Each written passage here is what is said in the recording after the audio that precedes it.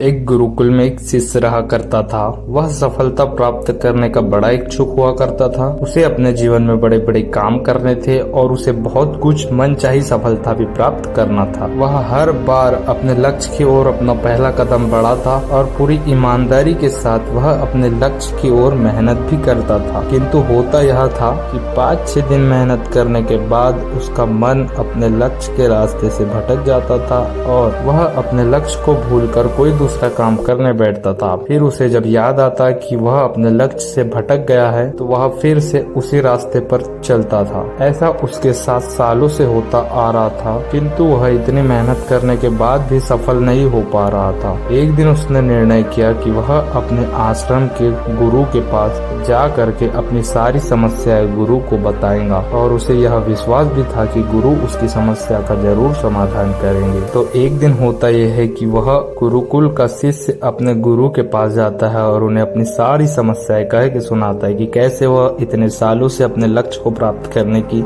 कोशिश कर रहा है, पर वह लक्ष्य उसे प्राप्त नहीं हो पा रहा है। वह हर बार कड़ी मेहनत करके उसे प्राप्त करने की कोशिश भी करता है, परंतु हर बार वह लक्ष्यहीन होकर दिशा भटक जाता है। उसके गुरु ने उसकी बात को बड़े ही ध्यान से सुना और एक शांत स्वर में कहा, जिस प्रकार से हमारे जीवन में सांस लेना जरूरी है, उसी प्रकार से हमारे जीवन में जीने के लिए लक्ष्य होना भी बहुत जरूरी है। वह लड़का उन गुरु की बात को समझ नहीं पा रहा था, किंतु गुरु उस लड़के की तड़प को देख पा रहे थे। तो गुरु उससे कहते हैं कि कल सुबह तुम गांव के बाहर की नदी के किनारे मुझे मिलना। लड़का वैसे ही करता है, कल सुबह का वेट करने लगता है। दिन जैसे ही सुबह होती है वह उस गांव के किनारे वाली नदी के किनारे वहां चली जाता है। गुरु पहले से ही वहां पर ध्यान में बैठे हुए थे। वह लड़का जैसे ही गुरु के पास जाता, गुरु उसे आता देख नदी की ओर, पानी के बहाव की ओर जाने लगते हैं। लड़का भी गुरु के पीछे पीछे जाने लगता है और जैसे ही वो लड़के के गले तक पानी आता है, गुरु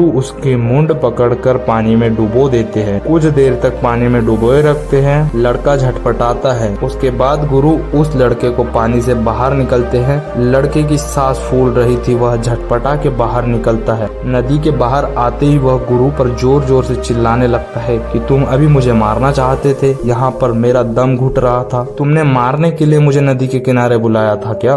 इसी प्रकार से क्रोध में लाल बबूला होकर वह लड़का गुरु पर चिल्लाने लगता है। तब गुरु कहते हैं कि शांत हो जाओ शिष्य, अब तुम्हें तुम्हारे सारे प्रश्नों के उत्तर मिल जाएंगे। तब वह गुरु उस लड़के को बताते हैं कि जब तुम पानी में थे तो तुम्हें सबसे ज्यादा किस चीज की आवश्यकता थी? तो लड़का कहता है कि मैं जब पानी में था तो मुझे सबसे ज्यादा श्वास लेने की आवश्यकता थी। तब गुरु उस शिष्य से कहते हैं कि जिस प्रकार तुम अभी पानी में थे और तुम्हें किसी चीज की कमी महसूस नहीं हो रही थी, केवल तुम्हें श्वास लेने की आवश्यकता पड़ रही थी, उसी प्रकार अगर तुम अपने लक्ष्य को देखो तो तुम्हें केवल अपना लक्ष्य दिखाई देना चाहिए। आजू बाजू भटकाने वाली कोई भी चीज तुम्हारे मार्ग पर नहीं आनी चाहिए। और इस प्रकार अगर तुम अपने लक्ष्य को देखते हो तो स्वतः ही तुम उसे प्राप्त कर लोगे। तुम इतने साल से अपने लक्ष्य को प्राप्त इसलिए नहीं कर पा रहे क्योंकि तुम एक चीज नहीं बल्कि मल्टीपल चीज को ट्राई कर रहे थे, जिस कारण से तुम अभी तक सफल नहीं हो पा रहे थे। अगर तुम्हारा ध्यान किसी एक चीज पर, अपने लक्ष्य पर होता तो तुम स्वतः ही उसे प्राप्त कर पाते, किंतु तुम्हारा ध्यान अपने लक्ष्य पर नहीं था, जिस वजह से तुमने उसे प्राप्त नहीं कर पाया। अगर तुम पूरी अपनी समग्र ऊर्जा